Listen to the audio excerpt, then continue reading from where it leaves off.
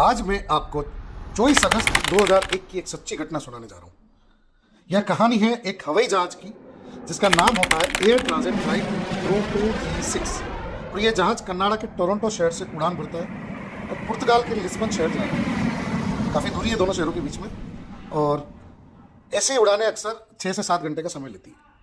तो यह जो जहाज़ उड़ता है तो इस जहाज़ में कुल 306 लोग सवार होते हैं, जिसमें से 293 तो यात्री होते हैं और 13 जने होते हैं वो क्रू सदस्य होते हैं। अब जो विमान का मॉडल होता है वो होता है एयरबस A333। तो ये बहुत बड़ा विमान होता है, इसमें 2 इंजन होते हैं। अब जो उड़ान की जो शुरुआत होती है, विमान रात में उड़ान भरता है, सब कुछ नॉर्मल होता है, मौसम ठीक होता है, कोई तूफान नहीं होता है, कोई तकनीकी समस्या भी नहीं होती है। तो विमान धीरे धीरे उड़ता उड़ता उड़ता 39,000 फीट की ऊंचाई पर पहुंच जाता है। अब 39,000 फीट का मतलब कितना होता है आप कमेंट करके बताइए। मेरे हिसाब से 11 से 12 किलोमीटर धरती से ऊपर होता है और नीचे सिर्फ क्या होता है, अटलांटिक महासागर, चारों तरफ पानी ही पानी। अब गाइस एक सवाल होता है कि विमान चलता कैसे। अब विमान कोई भी चीज़ चलने के लिए अगर ऑटोमोबाइल की है कोई चीज़ तो उसमें इंजन चाहिए। तो विमान में 2 बड़े इंजन होते हैं इस वाले में। तो ये इंजन यानी फ्यूल से चलते हैं। अब फ्यूल कहाँ होता है विमान में? वो फ्यूल टैंक पंखों के अंदर होता है और पंखों के अंदर से एक पाइप के जरिए फ्यूल इंजन तक जाता है। अगर फ्यूल खत्म हो जाए तो इंजन बंद हो सकता है और अगर दोनों इंजन बंद हो जाए तो विमान उड़ नहीं सकता है। अगर दोनों ही इंजन बंद हो जाएंगे तो विमान क्या करेगा, फिसल जाएगा, स्किड करेगा। तो पहली गड़बड़ी उड़ान में कब आती है? लगभग 4 घंटे हो गए प्लेन को उड़ते उड़ते। तो कॉकपिट जहाँ पायलट बैठते हैं, चलाते हैं प्लेन को, वो देखते हैं कॉकपिट में कि यार फ्यूल बैलेंस सही नहीं है, मतलब एक तरफ तो ज़्यादा फ्यूल हो रहा है, एक तरफ कम हो रहा है। तो वे सोचते हैं कि यार कोई छोटी मोटी तकनीकी समस्या होगी, वे सिस्टम को एडजस्ट करते हैं, लेकिन असल में उसके अंदर जो समस्या होती है वो कुछ और समस्या होती है। तो होता क्या है, कुछ दिन पहले विमान की मरम्मत हुई थी। तो उस दौरान क्या था कि एक पार्ट गलत तरीके से उस प्लेन में लग गया। तो अब ये पार्ट था वो क्या था, जो फ्यूल जिससे जाता है, फ्यूल पाइप से बार बार रगड़ खा रहा था। तो उससे क्या हुआ कि पाइप घिसा और पाइप में आ गई दरार आ गई। तो जो फ्यूल था वो बाहर निकलने लग गया। बाहर मतलब आसमान, किसी को दिखाई नहीं दे रहा था कि क्या हो रहा है।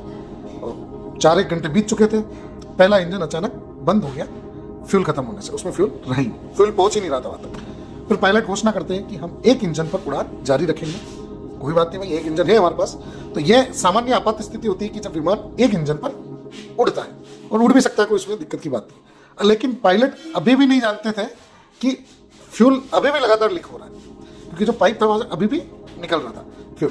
तो धीरे धीरे दूसरा इंजन भी कुछ ही मिनट बाद बंद हो जाता है। अब स्थिति थोड़ी ज्यादा गंभीर हो जाती है।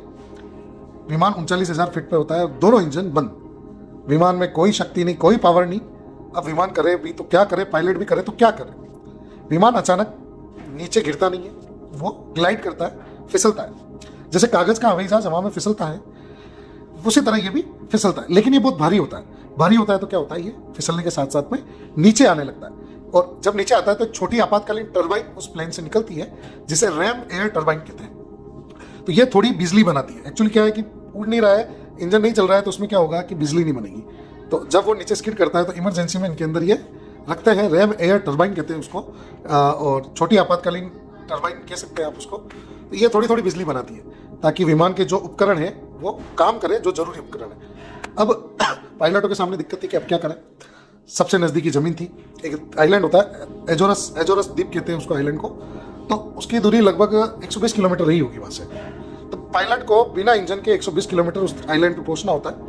उन्हें सही एंगल और सही स्पीड बनाए रखनी थी। अगर वो ज़्यादा तेज चलते हैं तो जल्दी नीचे आ जाते हैं, ज़्यादा धीमे चलते हैं तो विमान स्टॉल हो जाता। हर सेकंड बहुत इंपॉर्टेंट था। अब कैबिन के अंदर क्या हो रहा था, कैबिन में इंजन बंद हो गए तो ऑक्सीजन मास्क गिर गए।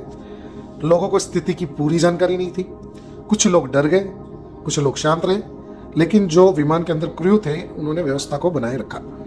अब लैंडिंग जो होती है, लैंडिंग में करीब 19 मिनट तक विमान बिना इंजन के फिसलता रहा और आखिरकार उनको उस आइलैंड पे एक रनवे दिखा और विमान वहां पर तेजी से उतरा। उस रनवे पे टायर फट गए थे विमान के, लेकिन विमान रुक गया फाइनली। और परिणाम ये हुआ कि 306 लोग जीवित बच गए।